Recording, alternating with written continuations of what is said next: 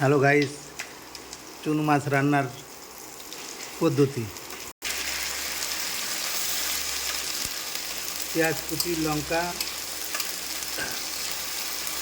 জিরের গুঁড়ো,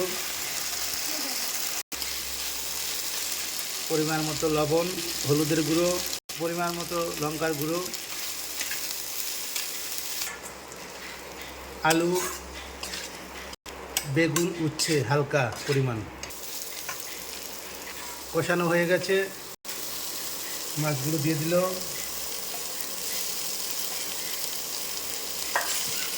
কষানো হয়ে গেছে মাছ দিয়ে। এবার পরিমাণ মতো গরম জল।